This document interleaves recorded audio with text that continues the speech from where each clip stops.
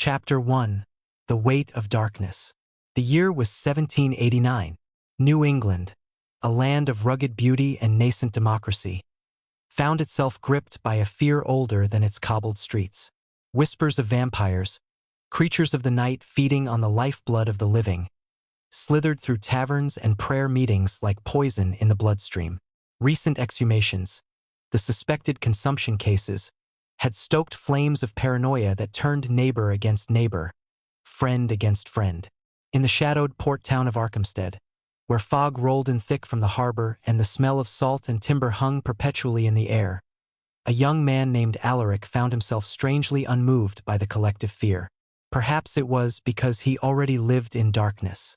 At 23, Alaric was a creature of twilight, drawn to shadows that others shunned. His pale face, framed by raven hair that fell past his collar, held a perpetual brooding intensity. His eyes, the color of a stormy sea before lightning strikes, seemed to absorb light rather than reflect it. When he walked the narrow streets of Archamstead, townspeople would cross to the other side, making the sign against evil. He didn't blame them. He knew what he was becoming.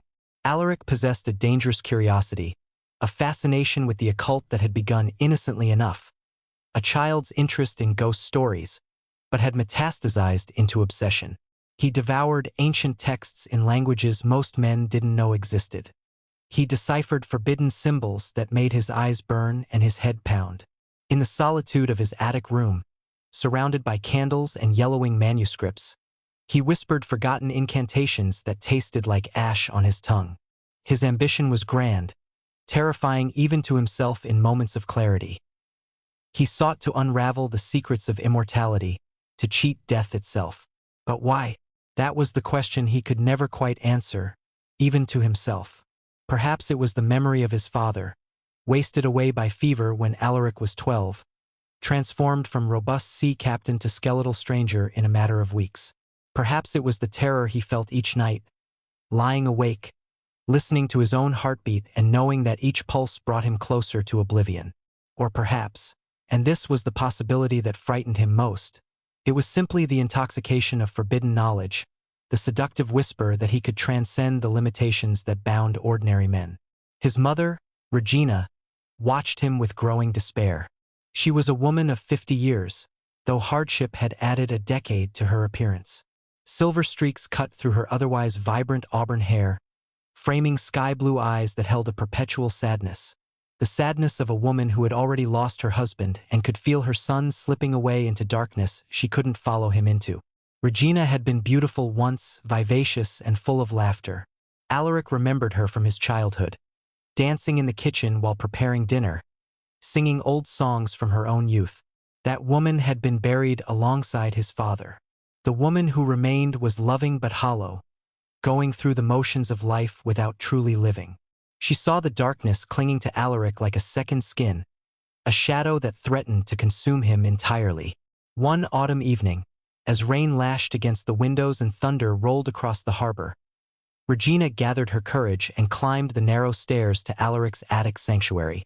She found him bent over a leather-bound tome so old the pages crumbled at his touch, his face illuminated by candlelight, his lips moving silently as he read.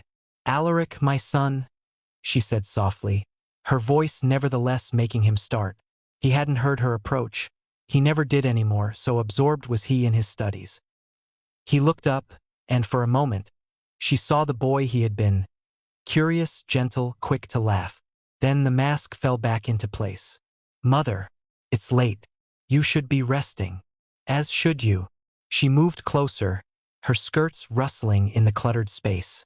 Books were everywhere, stacked in precarious towers, spread open on every surface.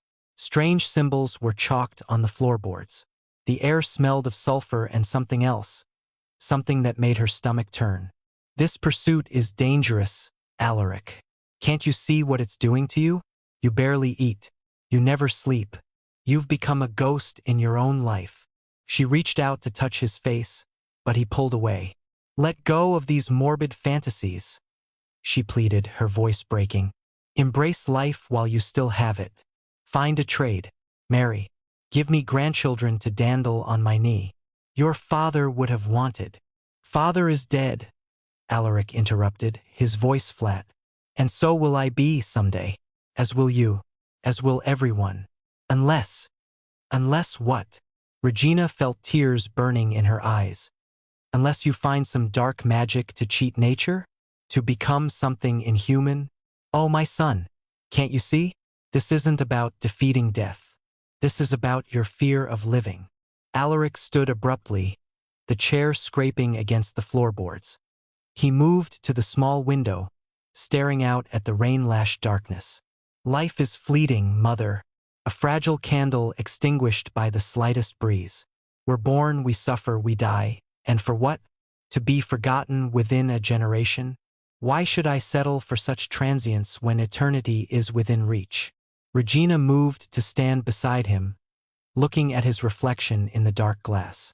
She barely recognized him anymore. Because those brief candles can burn so brightly, she whispered. Because in our fleeting moments we love, we laugh, we matter to one another. Your father's candle was extinguished too soon. Yes. But oh, how brightly it burned. He loved us with everything he had. He lived fully in each moment. Can you say the same? Alaric said nothing. In the reflection, Regina saw his jaw clench, saw the muscle twitch beneath his pale skin. She knew she couldn't reach him. Not with logic. Not with maternal pleas. The darkness had already taken root too deeply. But she had to try. There's still time, Alaric. Come back to us. Come back to the light. What light? His voice was barely audible above the rain. The world is darkness, mother. I'm simply honest enough to acknowledge it. Regina left him there, standing at the window like a statue, and descended the stairs with her heart in pieces. She had lost him. She knew it with the same certainty she had known her husband was dying. Some battles couldn't be won, no matter how fiercely you loved. Behind her, Alaric remained at the window long after she'd gone, watching his ghostly reflection and wondering when he had become so cold. Chapter 2. The Light and the Shadow. The only light in Alaric's otherwise bleak world was Serena. She was everything he was not, warm where he was cold, open where he was closed, alive in a way he had forgotten how to be.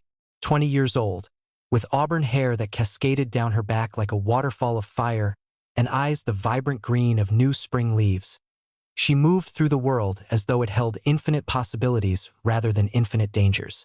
Her laughter was a melody that could briefly dispel the shadows clinging to Alaric. Her touch ignited something within him that he had thought long dead. A warmth that battled against the encroaching cold, a flicker of hope in his self-imposed darkness. They had met 2 years earlier, when Serena's family had moved to Arkhamstead from Boston. Her father was a printer, her mother a seamstress, and Serena herself helped in both trades while also teaching reading to the children of families too poor to afford proper schooling. She was, in short, everything that was good in the world.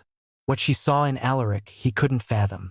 She claimed she saw the troubled soul beneath his dark facade, the brilliance hiding behind his brooding, the vulnerability he tried so desperately to conceal.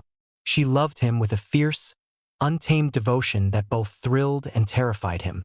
She believed, genuinely believed, that her light could guide him away from the darkness that beckoned. Alaric wanted to believe it too. When he was with Serena, walking along the harbor at sunset, feeling her hand in his, listening to her talk about the children she taught or the book she was reading, he could almost forget about death and immortality and forbidden knowledge. He could almost be the man she saw in him. Almost. One evening in late October, as they walked along the moonlit bluffs overlooking the turbulent ocean, Alaric made a decision.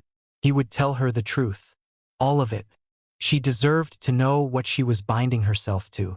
The wind whipped Serena's hair around her face as they stood at the cliff's edge, the ocean churning below them, gray and white in the moonlight.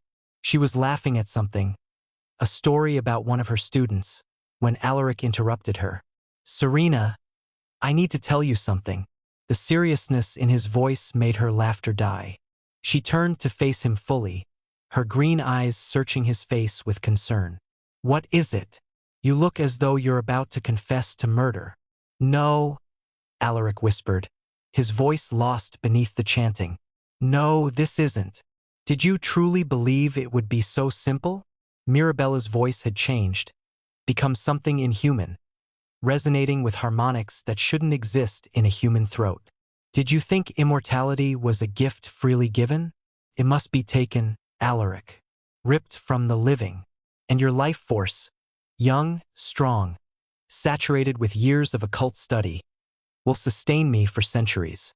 She lunged toward him, impossibly fast, claws extended. Alaric tried to move, to run, to do anything, but he was frozen in place. The circle was a cage. He had walked willingly into his own death. He had been a fool, a vain, arrogant fool who thought he could master death without becoming a monster himself. And now he would die not as a man, but as food for something that had stopped being human long ago. Just as Mirabella's claws were about to close around his throat, a figure burst into the burial ground. Serena. She was wielding a silver dagger, one blessed by the village priest, prepared for this exact purpose. She had spent weeks researching, questioning, following rumors and whispers. She had discovered what Alaric was involved in, where the ritual would take place, what would be needed to stop it. She had come to save him, even after everything he'd done to her. Get away from him! Serena screamed, diving past the startled coven members. Mirabella turned toward this new threat, her monstrous face contorting into what might have been amusement. Another sacrifice? How thoughtful of you to deliver yourself. But Serena was faster than she looked, driven by love and desperation. She dodged Mirabella's initial strike and plunged the blessed silver dagger directly into the creature's chest, aiming for where a human heart would be. Mirabella's scream was like nothing from this world, a sound of pure agony that shattered windows in Arkhamstead 3 miles away. The connection she'd been drawing from Alaric severed instantly, releasing him from his paralysis. The ancient vampire staggered backward, black ichor pouring from the wound. The other coven members scattered in panic, disappearing into the darkness like roaches fleeing light. "This isn't over," Mirabella hissed, her form already beginning to crumble. "I am ancient. I am eternal. You cannot kill me with—" But she was wrong. The blessed silver, combined with the severance of her ritual at its most crucial moment, was more than her decaying form could withstand. She crumbled to dust even as she spoke, her final scream fading to nothing. The burial ground fell silent except for the sound of Serena's ragged breathing. Alaric collapsed to the ground, his body racked with the aftermath of the broken ritual. Energy was pouring out of him, the life force that Mirabella had been drawing forth with nowhere to go. He felt like he was dying, being torn apart from the inside. Serena rushed to his side, cradling him in her arms. "It's over, Alaric. You're safe now." "Serena," he gasped, barely able to speak. "You came. You saved me. After everything I—" "Show," she whispered, tears streaming down her face. "I love you. I never stopped loving you. We're going to get through this. Together." For a moment, surrounded by death and darkness but held in Serena's arms, Alaric felt something he hadn't felt in months. Hope. Then Ella emerged from behind the oak tree. Chapter 3. The Twisted Vine. Hidden within the walls of the sprawling family estate, a house too large for the 2 people who now inhabited it, Alaric's sister Ella watched everything with burning, jealous eyes. Ella was 2 years younger than Alaric, but looked both older and younger simultaneously. 21 years of age, she was a pale, ethereal figure who moved through the house like a wraith. Where Alaric had their father's dark coloring, Ella had inherited their mother's lighter features, but twisted into something unsettling. Her hair was so blonde it appeared almost white in certain lights. Her skin was translucent, blue veins visible at her temples and wrists. Her eyes, pale gray and perpetually wide, held an intensity that made servants quit without notice. She spent her days lurking in the shadows of their home, her ears ever attuned to Alaric's movements, his conversations, his comings and goings. She kept a journal of his activities, recording every visitor, every book he borrowed, every late night spent in his attic room. It had not always been this way. As children, Ella and Alaric had been close. They'd played together in the gardens, built forts in the woods behind their home, invented elaborate games and stories. Ella had adored her older brother with the innocent devotion of a child. But something had changed when Ella turned 13 and Alaric 15. Their father had just died. Their mother had retreated into her grief. And Ella had transferred all her love, all her need for connection, onto the only family member who remained accessible to her. The devotion had curdled into obsession. She began to believe that Alaric belonged to her in some fundamental way, that they were bound by more than blood, by destiny, by fate, by forces beyond mortal understanding. She convinced herself that if she could just make him see, just make him understand, he would turn away from the outside world and back to her. Then Serena had appeared, and Ella's carefully constructed fantasy had shattered. She watched from her window as Alaric walked with Serena through the gardens. She followed them at a distance when they went into town. She listened at doors when Serena visited the house. Each smile Alaric gave Serena, each tender word, each touch, drove shards of glass into Ella's heart. Serena was the enemy, the obstacle, the thief who had stolen what rightfully belonged to Ella. Late at night, alone in her room, Ella would stare at her reflection in the mirror and practice what she would say when Alaric finally came to his senses. When he finally realized that Ella understood him in ways no one else could. When he finally chose her. But he never did. And so Ella's love had curdled further, into something that even she recognized as madness in her clearer moments. When Mirabella entered Alaric's life, Ella took notice immediately.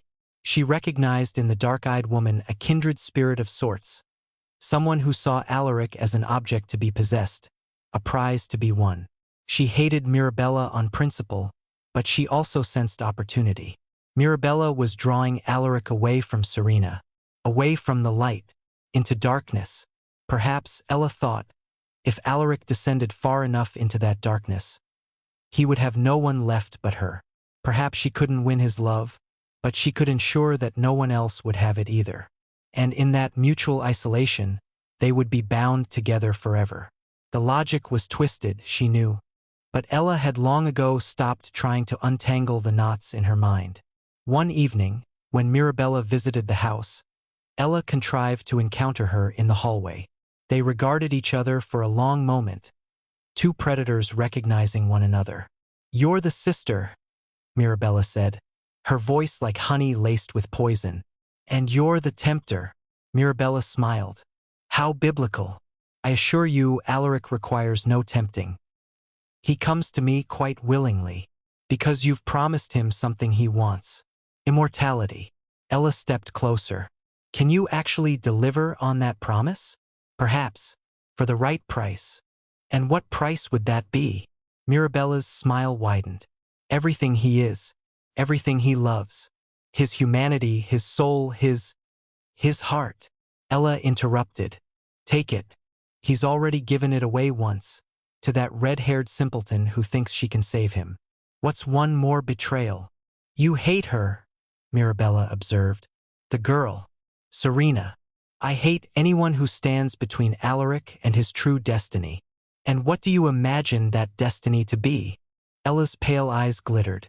"To transcend this mortal existence, to become something greater, to leave behind all these weak, simpering mortals who hold him back. Including you? I would follow him anywhere, even into darkness, especially into darkness." Ella's voice dropped to a whisper. "Can you promise me that? That wherever he goes, whatever he becomes, I can follow?" Mirabella regarded her for a long moment, then laughed, a sound like breaking glass. "Oh, child, you're already following.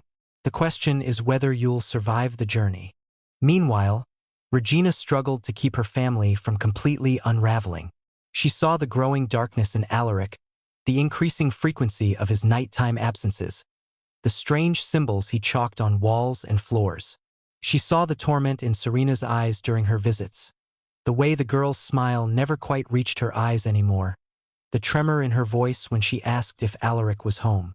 And she saw the unsettling transformation in Ella, the way her daughter moved through the house like a ghost, speaking to herself in whispers, her moods swinging from manic excitement to crushing despair.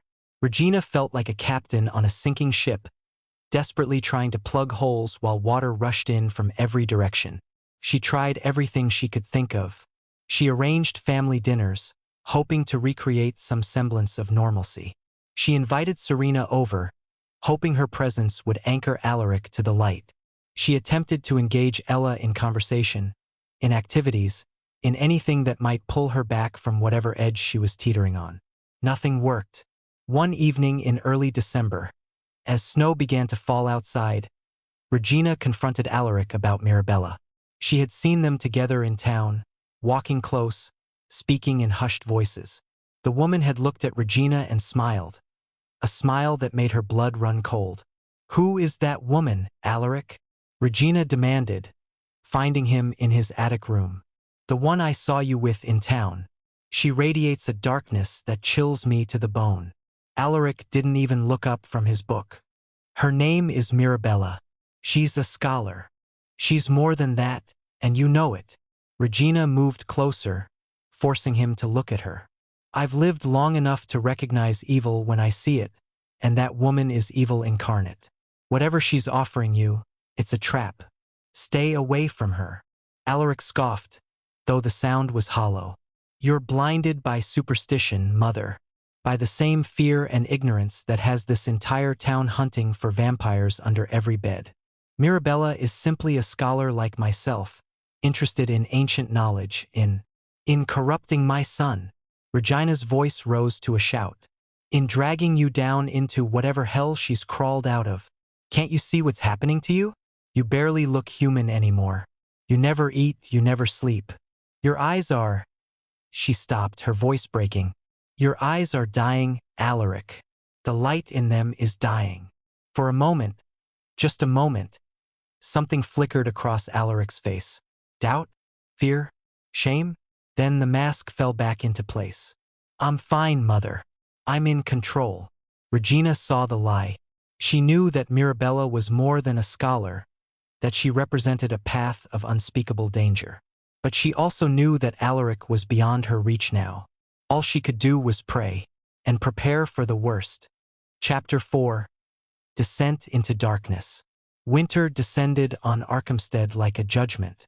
Snow piled in drifts against houses. The harbor froze at its edges. And the vampire hysteria reached fever pitch. 3 more deaths attributed to consumption. 2 more exhumations. One family fled town in the dead of night rather than face accusations. The meeting house sermons grew more fervent, more apocalyptic. Neighbor watched neighbor with suspicious eyes.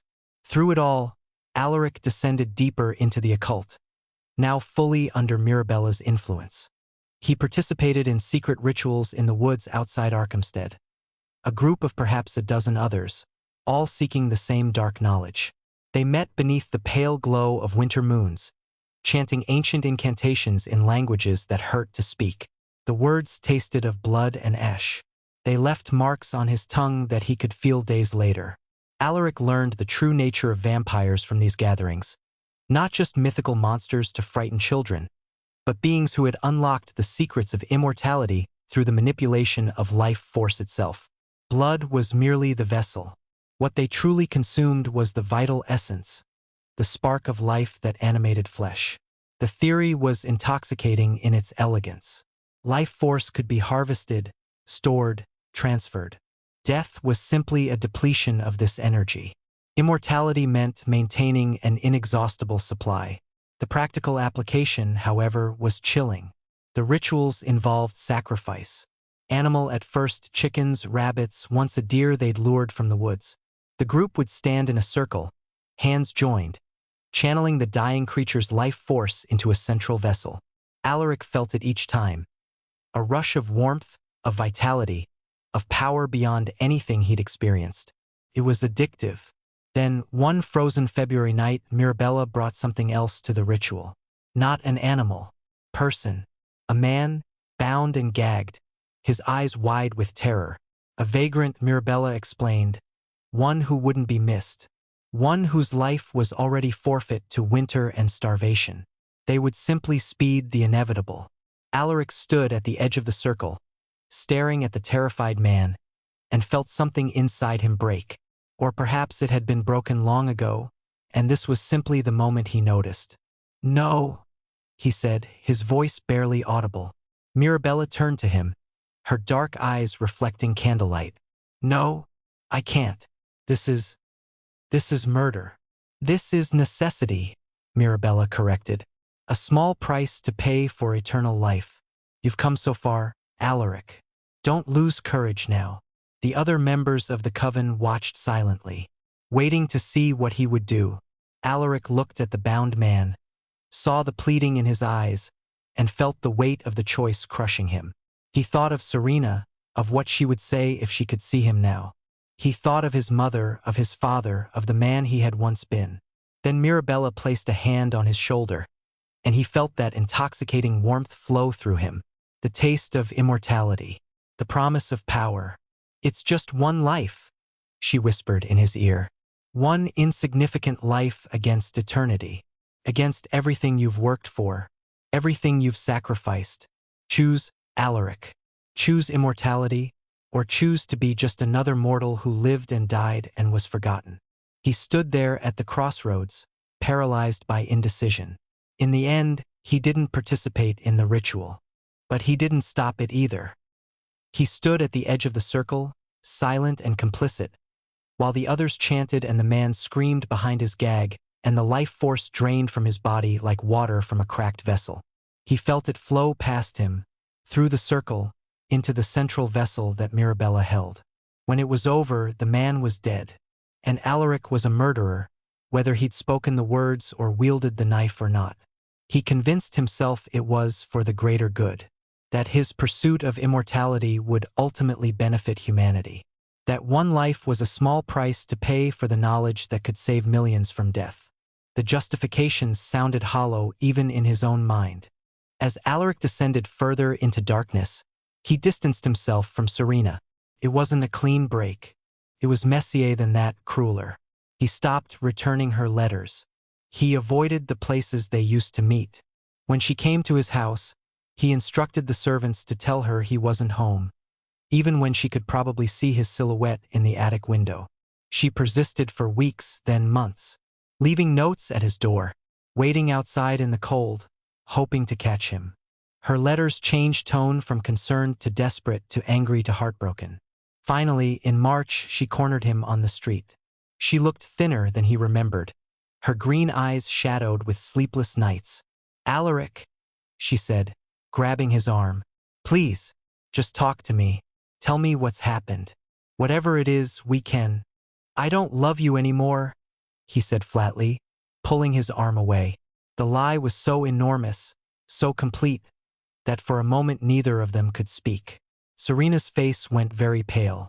"That's not true, isn't it?" He forced himself to look at her, to meet those green eyes. "You were a pleasant distraction, Serena, an amusement, but I have more important matters to attend to now. My work, my studies, Your dark mistress?" Serena's voice turned hard. "That woman, Mirabella? Is that what this is about? She's poisoned you against me?" "No one has poisoned me. I'm simply being honest about what I want. And it isn't you. It isn't this." He gestured vaguely between them. "It isn't love and simple domesticity and the life of an ordinary man. I'm destined for something greater." "You're destined for damnation," Serena whispered. "And I can see it consuming you. Your eyes, Alaric, they're dead. You look at me and I see nothing in them. No love, yes, but also no life. What has she done to you?" "She's opened my eyes to possibility, to power, to death." Serena reached out, touching his face with trembling fingers. "You're dying, Alaric. Whatever you're pursuing, whatever promises she's made you, they're killing you. Can't you see that?" He pulled away from her touch. "Goodbye, Serena. I won't give up on you," she called after him as he walked away. "Do you hear me? I won't let you go without a fight." He didn't look back, couldn't afford to. If he looked back, he might lose his nerve, might surrender to the desperate, dying part of him that wanted to run back to her, to bury his face in her hair and beg her forgiveness and her help. Instead, he kept walking, hands clenched in his pockets, jaw tight. Behind him, Serena stood in the street, tears streaming down her face, and vowed that she would save him, even if he hated her for it, even if it meant facing whatever darkness had claimed him, even if it cost her everything. Chapter 5: The Serpent's Embrace. The final ritual was planned for the night of the blood moon in late March, a rare lunar eclipse that would turn the moon the color of rust and blood. Alaric, Mirabella, and the full coven of shadowy figures gathered in an ancient burial ground 3 miles outside Arkhamstead. The graves dated back to the earliest colonial days, many of the stones so weathered that the names had been worn away by time and wind. The air was thick with the stench of decay and the weight of forgotten souls. Mirabella had been preparing him for weeks. This would be the culmination of everything, the final transformation. After tonight, he would no longer be mortal. He would have achieved what he'd sought for so long: immortality. The price, she explained, would be steep, but worth it. He would need to surrender his mortal attachments, his connection to the living world, his humanity itself. In exchange, he would receive eternal life, eternal youth, eternal power. Standing in that burial ground, surrounded by the restless dead, Alaric felt the full weight of what he was about to do. This was the point of no return. After tonight, he would be transformed into something else, something other. Was he ready? He thought of his mother, of the disappointment in her eyes. He thought of Serena, of the love he'd thrown away. He thought of his father, dying in agony, and wondered what the man would say if he could see his son now. Then he thought of death, the yawning void that awaited everyone, and his resolve hardened. This was what he'd worked toward. This was why he'd sacrificed everything. He would not turn back now. Ella had discovered the location of the ritual through a combination of eavesdropping and following Alaric through the streets. She tracked the coven to the burial ground and hid behind a massive oak tree, watching as they formed their circle. Her heart pounded with a mixture of fear and excitement and something she couldn't name. This was it. Whatever transformation Alaric was about to undergo, she would witness it. And then, perhaps, he would finally understand that she was the only one who truly understood him, the only one who would follow him into darkness. She saw Alaric standing at the center of the circle, his face pale in the moonlight. She saw Mirabella standing opposite him, arms raised, speaking in that horrible language that made Ella's teeth ache. Then the moon began to darken, sliding into shadow. The ritual reached its climax as the eclipse totaled, the moon turning the color of blood overhead. Mirabella's voice rose to a shriek, the other coven members chanting in response. Energy crackled through the air like heat lightning. The ground beneath Ella's feet seemed to pulse with malevolent life. Then Mirabella's beautiful facade began to crack and peel away. Her skin split like old parchment. Her bones lengthened and twisted. Her eyes went completely black, like holes into nothing. Her mouth opened impossibly wide, revealing rows of needle-sharp teeth. She was transforming into her true form. A monster, a genuine vampire, ancient and terrible and utterly inhuman. Alaric, frozen at the center of the circle, watched in horror as he realized the truth. She had been manipulating him all along. Her goal was never to grant him immortality as an equal. She intended to use him as a vessel, a living sacrifice to replenish her own fading life force. "No," Alaric whispered, his voice lost beneath the chanting. "No, this isn't. Did you truly believe it would be so simple?" Mirabella's voice had changed, become something inhuman, resonating with harmonics that shouldn't exist in a human throat. "Did you think immortality was a gift freely given? It must be taken, Alaric, ripped from the living. And your life force, young, strong, saturated with years of occult study, will sustain me for centuries." She lunged toward him, impossibly fast, claws extended. Alaric tried to move, to run, to do anything, but he was frozen in place. The circle was a cage. He had walked willingly into his own death. He had been a fool, a vain, arrogant fool who thought he could master death without becoming a monster himself. And now he would die not as a man, but as food for something that had stopped being human long ago. Just as Mirabella's claws were about to close around his throat, a figure burst into the burial ground. Serena. She was wielding a silver dagger, one blessed by the village priest, prepared for this exact purpose. She had spent weeks researching, questioning, following rumors and whispers. She had discovered what Alaric was involved in, where the ritual would take place, what would be needed to stop it. She had come to save him, even after everything he'd done to her. "Get away from him!" Serena screamed, diving past the startled coven members. Mirabella turned toward this new threat, her monstrous face contorting into what might have been amusement. "Another sacrifice? How thoughtful of you to deliver yourself." But Serena was faster than she looked, driven by love and desperation. She dodged Mirabella's initial strike and plunged the blessed silver dagger directly into the creature's chest, aiming for where a human heart would be. Mirabella's scream was like nothing from this world, a sound of pure agony that shattered the night. The connection she'd been drawing from Alaric severed instantly, releasing him from his paralysis. The ancient vampire staggered backward, black ichor pouring from the wound. The other coven members scattered in panic, disappearing into the darkness like shadows fleeing light. "This isn't over," Mirabella hissed, her form already beginning to crumble. "I am ancient. I am eternal. You cannot." But she was wrong. The blessed silver, combined with the severance of her ritual at its most crucial moment, was more than her decaying form could withstand. She crumbled to dust even as she spoke, her final scream fading to nothing. The burial ground fell silent except for the sound of Serena's ragged breathing and the wind through the bare trees. Alaric collapsed to the ground, his body racked with the aftermath of the broken ritual. Energy was pouring out of him, the life force that Mirabella had been drawing forth with nowhere to go. He felt like he was dying, being torn apart from the inside. Serena rushed to his side, cradling him in her arms. "It's over, Alaric. You're safe now. She's gone."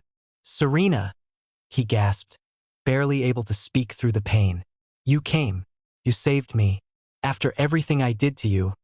After I pushed you away, lied to you." "Shoo!" she whispered, tears streaming down her face. "I love you. I never stopped loving you, not for a moment. We're going to get through this. Together. I promise." For a moment, surrounded by death and darkness but held in Serena's arms, Alaric felt something he hadn't felt in months. Hope. Real, genuine hope that perhaps he could still turn back from the abyss he'd been approaching. That perhaps love truly could guide him away from the darkness. Then Ella emerged from behind the oak tree where she'd been hiding, watching everything. Chapter 6. The Price of Obsession. Ella's face was a mask of rage and despair as she stepped into the burial ground, her pale eyes fixed on Serena with pure hatred. "You ruined everything," she said, her voice trembling. "He was about to become something glorious, something eternal, and you destroyed it." Serena looked up, still holding Alaric. "Ella? What are you doing here?" "I came to witness his transformation, his apotheosis." Ella moved closer, her movements jerky and unnatural. "I came to follow him into darkness, into immortality. We would have been bound together forever, beyond death, beyond time. But you couldn't let that happen, could you?" "Ella," Alaric said weakly, "you don't understand. Mirabella was going to kill me. She was going to make you into something greater." Ella shrieked. "Something beyond this weak, pathetic mortality. And I would have followed. I would have been with you. Finally, you would have understood that I'm the only one who truly loves you. The only one who would sacrifice everything for you." Serena slowly stood, placing herself between Ella and Alaric. "Ella, listen to me.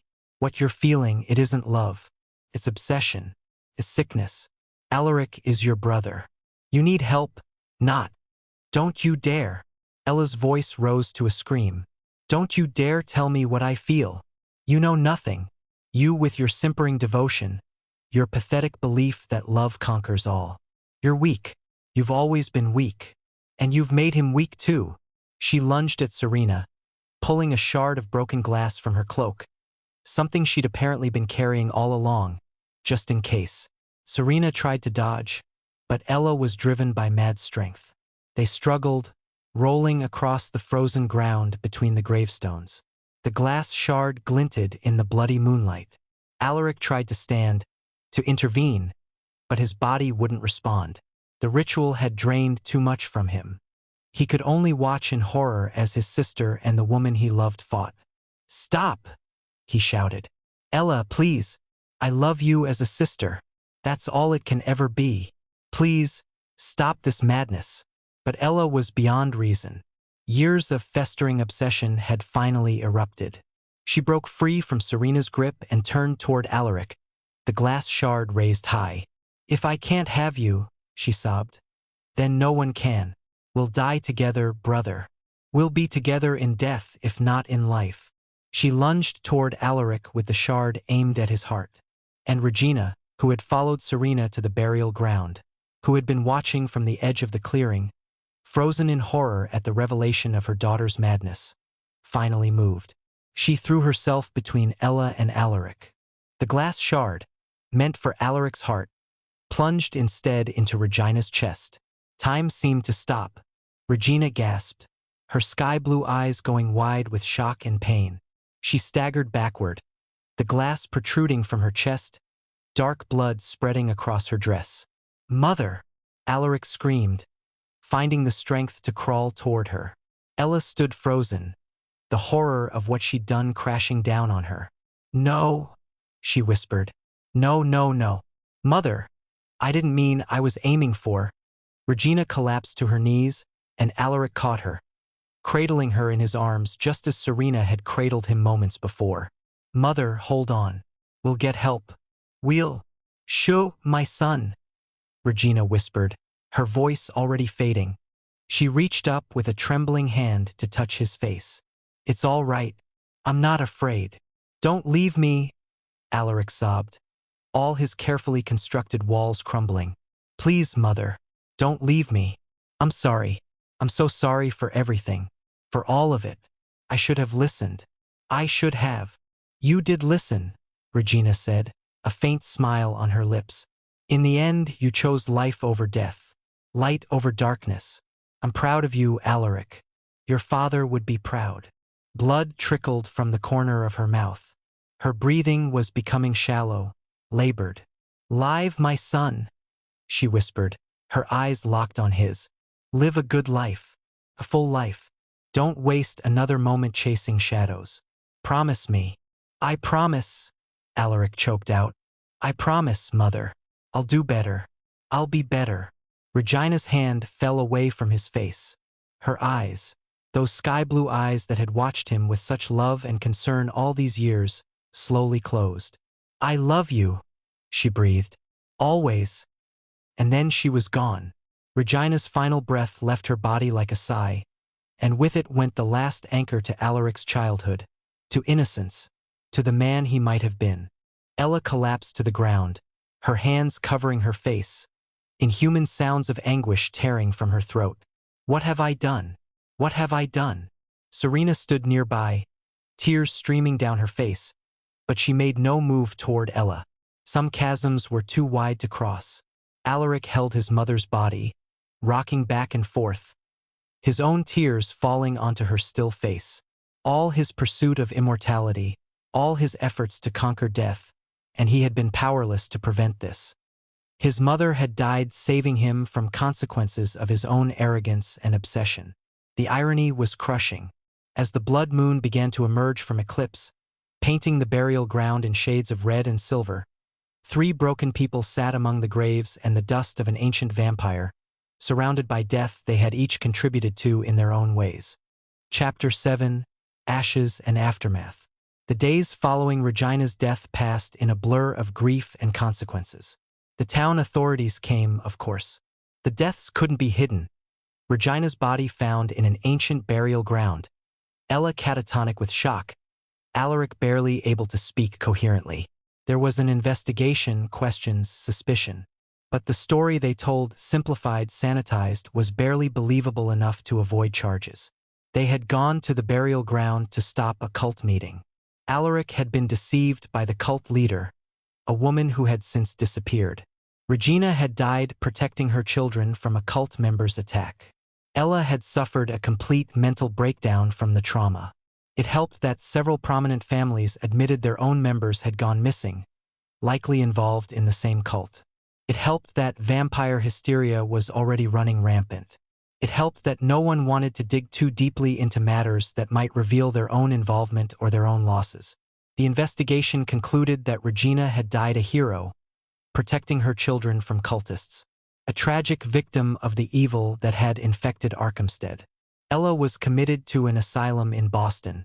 She went without protest, seeming almost relieved to be taken away. The last thing she said to Alaric before they loaded her into the carriage was, "I'm sorry. I loved you too much, and it made me into a monster." He had no response. What could he say? The funeral was held on a gray April morning, rain falling like tears from a grieving sky. The entire town attended, not out of love for the family, but out of that peculiar human compulsion to witness tragedy, to feel grateful it hadn't been their own loved one in the coffin. Alaric stood at the graveside in a black coat that had been his father's, staring at the coffin as it was lowered into the ground. Serena stood beside him, her hand in his, the only thing anchoring him to the world. The priest spoke words about eternal rest and resurrection, about God's mercy and the promise of heaven. Alaric barely heard them. He was thinking about his mother's final words. Live a good life. How was he supposed to do that? How was he supposed to continue after everything he'd destroyed? As the first shovelful of dirt fell onto the coffin, Alaric closed his eyes and made a silent vow. He would honor his mother's sacrifice. He would find a way to live that justified the price she'd paid, even if it took the rest of his life. In the months that followed, Alaric began the slow, painful work of rebuilding. He sold the family estate. Too many ghosts lived in those walls, too many memories that haunted him. He took a small room above a printer's shop, coincidentally, Serena's father's shop, and began the process of figuring out who he was when he wasn't chasing immortality. It was harder than he'd imagined. The darkness didn't leave all at once. It clung to him like a stain, whispering that he'd given up, that he'd failed, that his mother's death had been meaningless because he was still going to die eventually anyway. Some nights, he would wake in a cold sweat, feeling Mirabella's claws at his throat, hearing her mocking laughter. Other nights, he would dream of his mother, of the light going out of her eyes, and wake with tears on his face. Serena was patient with him, more patient than he deserved. She didn't push him to be something he wasn't, didn't demand declarations of love or promises of the future. She simply stayed. She brought him meals when he forgot to eat. She sat with him during the long, dark nights when the memories were too heavy to bear alone. She held him when he broke down and wept for all he'd lost, all he'd destroyed. "Why?" he asked her one evening, 6 months after his mother's death. They were sitting by the window in his small room, watching the sun set over Arkhamstead's harbor. "Why do you stay? After everything I did to you? Pushed you away. I lied to you. I chose darkness over you." Serena was quiet for a long moment, her green eyes thoughtful. "Because I know the difference between the darkness and the person caught in it," she finally said. "Because I saw what you were capable of becoming, and I still see it. Because love isn't about perfection, Alaric. It's about choosing someone even when they're broken and helping them find the pieces. What if some pieces can't be found? Then we make new pieces." She took his hand. "You're not the same man you were. You've lost your mother, your sister, your innocence. You've seen the worst of what darkness offers. You can't go back to who you were before, but you can choose who you become next." Alaric looked at their joined hands, at the woman who had saved him in every way that mattered. "I want to be worthy of you," he said quietly. "I want to be the man you saw in me, even when I couldn't see it myself." "Then start now," Serena said simply. "Start today. Choose light over darkness, life over death, love over fear." It sounded so simple when she said it, and perhaps Alaric thought it really was that simple. Not easy, God knew it wouldn't be easy, but simple. Choose light, choose life, choose love. He could do that, one day at a time. Alaric began to redirect his considerable intellect toward purposes that built rather than destroyed. He still studied ancient texts, but now he focused on their historical and linguistic value rather than their occult secrets. He became a translator, working with the printer's shop to publish accurate versions of important historical documents. His knowledge of obscure languages proved valuable, and soon scholars from Boston and even New York were sending him manuscripts to decipher. He also began teaching. The local school needed someone to instruct older students in Latin, Greek, and history. Alaric discovered he had a gift for it, for taking complex ideas and making them accessible, for inspiring curiosity without encouraging the dangerous obsession that had nearly destroyed him. Working with young minds, seeing their eyes light up with understanding, gave him a sense of purpose he'd never found in his dark rituals. And he wrote, not for publication but for himself. He documented everything that had happened, his descent into darkness, his obsession with immortality, Mirabella's manipulation, his mother's sacrifice. He wrote it all down with unflinching honesty, creating a record that might serve as warning to anyone else tempted down the same path. Some nights, he would read passages to Serena, and she would listen without judgment, occasionally squeezing his hand when the memories became too painful. "Do you think," he asked her one evening, "that I can ever truly be free of what I've done? Or will I spend the rest of my life atoning?" "I think," Serena said carefully, "that atonement and freedom aren't opposites. Making amends doesn't have to be a burden, Alaric. It can be a gift, a chance to create meaning from tragedy, to help others avoid your mistakes, to live in a way that honors your mother's sacrifice." "I'm afraid," he admitted, "afraid that the darkness is still in me, that one day I'll slip back into it." "Then I'll be there to pull you back," Serena said firmly. "And you'll be there to pull me back when I falter. That's what love is, Alaric. It's not about being perfect. It's about being honest, about facing our darkness together, about choosing each other every single day." He leaned his forehead against hers. "I don't deserve you." "Probably not," she said with a small smile. "But you're stuck with me anyway." Chapter 8. The Long Road. A year after Regina's death, Alaric made a pilgrimage to the asylum where Ella was being held. He hadn't seen his sister since the day she'd been committed. Part of him had been afraid of what he would find, afraid of the accusations she might level at him, afraid of his own guilt.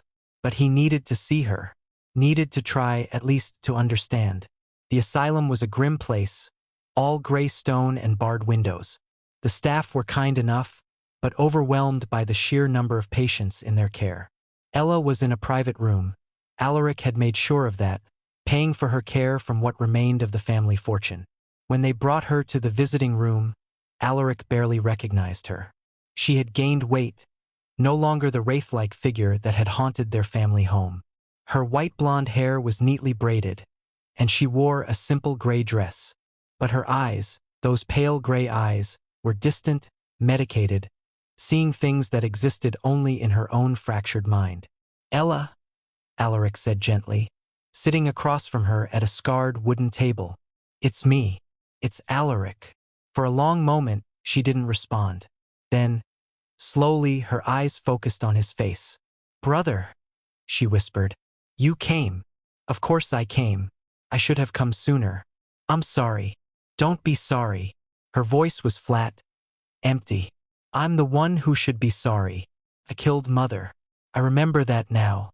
They give me medicine to help me remember, to help me see clearly." Alaric's throat tightened. "It was an accident, Ella. You were aiming for me. Does that make it better?" A ghost of a smile flickered across her face. "I was going to kill you because I loved you too much, because I couldn't bear to see you live without me. That's not love, is it?" "No," Alaric said honestly. "It's not. I know that now. The doctors here, they help me understand. What I felt, it was sickness, obsession. It destroyed me. It destroyed our family." She reached across the table, her hand trembling slightly. "Can you forgive me?" Alaric took her hand. It was cold, small, fragile. "I forgive you, Ella, and I hope you can forgive me too, for being so blind. for not seeing what was happening to you, for being so consumed by my own darkness that I couldn't see yours." Tears began to slide down Ella's face, the first emotion he'd seen from her beyond that flat emptiness. "Do you think Mother forgave us?" she whispered. "Before she died?" Alaric thought of his mother's final words, her loving smile even as life left her body. "Yes," he said with certainty. "Yes, I think she did. I think she forgave us long before there was anything to forgive." They sat in silence for a while, two broken siblings holding hands across a table in an asylum, united in their grief and their guilt and their slowly healing wounds. When visiting hours ended and Alaric had to leave, Ella looked at him with something like her old intensity. "Live well, brother," she said. "Live the life I couldn't, the life Mother wanted for you. Promise me." "I promise," Alaric said, and he meant it. 2 years after Regina's death, Alaric and Serena were married. It was a small ceremony, held in the same church where Regina's funeral had been conducted. Only a handful of people attended: Serena's family, a few friends, some of Alaric's students. As Alaric stood at the altar watching Serena walk toward him in a simple white dress, her auburn hair crowned with spring flowers, he felt something he hadn't felt in years: genuine joy. Not the frantic excitement of uncovering forbidden knowledge, not the dark thrill of power promised by Mirabella, but simple, pure joy at being alive, at being human, at having the chance to love and be loved. When the priest asked him to recite his vows, Alaric looked into Serena's green eyes and spoke from his heart. "I, Alaric, vow to choose you every day, to choose light over darkness, life over death, love over fear. I vow to honor the second chance I've been given, to live in a way that would make my mother proud. I vow to be worthy of your faith in me, your patience, your endless grace. I can't promise to be perfect, but I promise to always choose you, to always choose us, to always choose the light." Serena's own vows were simpler but no less meaningful. "I, Serena, vow to walk beside you through darkness and light, to remind you who you are when you forget, to love you not despite your brokenness, but including it, to build a life with you that honors all we've lost and celebrates all we've found. I choose you, Alaric, today and always." When they kissed, sealing their union, Alaric felt the last pieces of his shattered heart finally beginning to knit together. He would never be fully healed. The scars ran too deep, but he could be whole in a different way, a way that acknowledged the darkness while choosing to live in the light. 5 years after Regina's death, Alaric stood in his small study, surrounded by books and manuscripts, and realized something profound. He was happy. Not ecstatically, constantly happy. Life wasn't a fairy tale. There were still difficult days, still moments when the old darkness whispered to him. He still woke sometimes from nightmares about Mirabella, about his mother's death, about all the ways he'd failed. But he was fundamentally, deeply content with his life. He had meaningful work that challenged his mind without corrupting his soul. He had students who looked up to him, who trusted him to guide them toward knowledge without darkness. He had published several important translations that would preserve historical texts for future generations. And he had Serena. She was pregnant with their first child, a daughter they hoped. They had already decided that if it was a girl, they would name her Regina. Alaric placed his hand on Serena's swollen belly, feeling the baby kick, and marveled at the miracle of it. New life, continuation, legacy. "What are you thinking?" Serena asked, looking up from her sewing. "I'm thinking," Alaric said slowly, "that my mother was right. True immortality isn't about escaping death. It's about this love, family, the impact we have on others. I'll die someday, and so will you, and so will our daughter. But the love between us, the good we do, the knowledge we preserve and pass on, that continues. That's eternal in a way vampirism could never be." Serena smiled, that brilliant smile that had first drawn him out of darkness. "You're becoming wise in your old age." "I'm 28, Alaric protested. "Ancient," Serena teased. Then, more seriously, "I'm proud of you, of who you've become. Your mother would be proud too." Alaric felt the familiar ache of grief, but it was gentler now, tinged with gratitude rather than crushing guilt. "I hope so," he said quietly. "I try to live in a way that honors her sacrifice. Every day I try." "That's all any of us can do," Serena said. "Try. Choose. Keep choosing, day after day after day." She was right, of course. She usually was. 10 years after Regina's death, Alaric received word that Ella had passed away.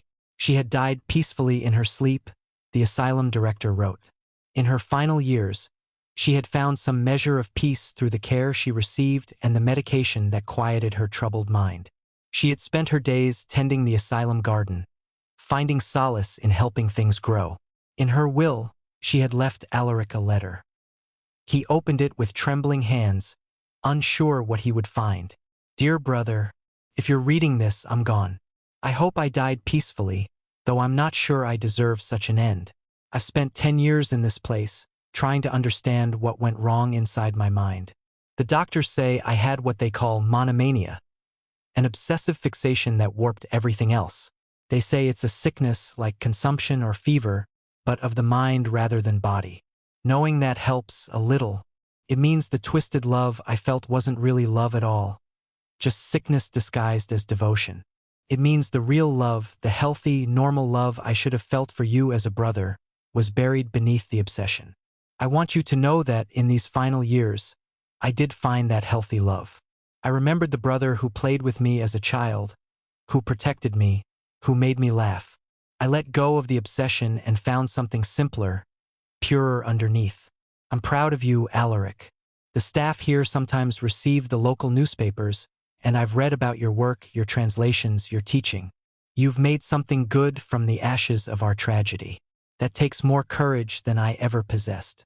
Live long, brother. Live well. Have children and grandchildren. Fill your life with light and love and laughter. And sometimes, when you think of me, remember the sister who loved you properly in the end, not the sick creature who caused so much pain. Your sister, Ella." Alaric read the letter 3 times, tears streaming down his face. Then he folded it carefully and placed it in the box where he kept his most precious possessions. His father's pocket watch, his mother's wedding ring, the first letter Serena had ever written him. That evening, he told his daughter Regina, now 9 years old, with her grandmother's sky-blue eyes and auburn hair, about the aunt she'd never known. "She made mistakes," he said carefully, "terrible mistakes that hurt people she loved. But in the end, she found peace. She found a way to be better. Every beautiful moment of the past 10 years would have been erased in exchange for a cold, eternal existence feeding on the lives of others. He had sought to escape death and nearly lost everything that made life worth living." Epilogue. Light from shadow. 20 years after Regina's death, Alaric was a man of 43. His dark hair now threaded with silver, lines carved around his eyes from years of laughter and scholarship. He stood in the graveyard where his mother was buried, his wife beside him, their 3 children playing quietly among the headstones. Regina, now 19, Thomas, 16, and little Maria, just 7 years old. He visited this grave at least once a month, sometimes more. It wasn't about guilt anymore, or even grief, though he still missed his mother with an ache that never fully faded. It was about remembering, about honoring, about maintaining connection to the woman whose sacrifice had given him a second chance. "I wanted to tell you," he said quietly, speaking to the headstone, "that Regina, our Regina, has been accepted to university in Boston. She's going to study medicine. She wants to help people, to ease suffering. She has your kindness, Mother, your fierce determination to protect those you love." Serena squeezed his hand, smiling. "Thomas is apprenticing with a shipwright," Alaric continued. "He has Father's love of the sea, though I've made him promise not to become a sailor.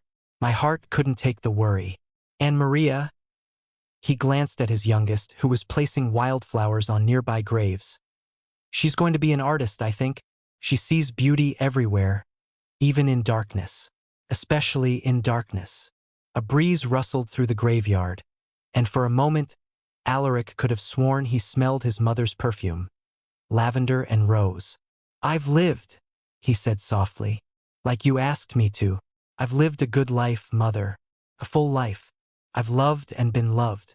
I've raised children who will make the world better. I've preserved knowledge and passed it on to others. I've chosen light over darkness every single day, even when it was hard. Especially when it was hard. He paused, emotion thick in his throat. I still fear death sometimes. I'd be lying if I said otherwise. But it's different now.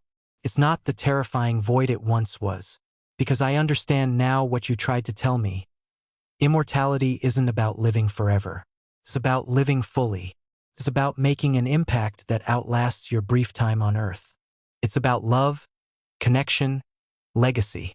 Your father and I, we live on in you, in your children, in the good you do, Serena said quietly, as if speaking Regina's words from beyond the grave. That's the only immortality that matters. Alaric nodded, unable to speak. Later, as they walked home through the streets of Arkhamstead, little Maria skipping ahead, Alaric thought about the young man he'd been 20 years ago, the one consumed by fear, obsessed with death, willing to sacrifice everything for the promise of eternal life. That young man seemed like a stranger now, someone he'd known once but had long since left behind. In his place was someone who still struggled sometimes, who still had dark days and darker dreams, but who had learned to choose light, who understood that life's brevity was what made it precious, who knew that the only way to defeat death was not to escape it, but to live so fully, so meaningfully, that death became almost irrelevant. "Papa," Regina called, waiting for him to catch up. "Are you all right?" Alaric looked at his eldest daughter, so much like the grandmother she'd never met, and smiled. "Yes," he said honestly. "Yes, I really am." And for the first time in his life, he meant it completely. In the dark and haunting landscape of 1789 New England, Alaric had learned a harsh and unforgettable lesson. That true immortality lies not in escaping death, but in embracing life, in cherishing the love and connections that make existence meaningful, in choosing day after day to live fully and well. Some shadows never fully disappear, but they can teach us to appreciate the light. And in the end, that's all any of us can do. Live in the light while we have it, love fiercely while we can, and leave behind something beautiful when our brief candle finally flickers out. That is the only magic that matters, the only immortality worth seeking. The end.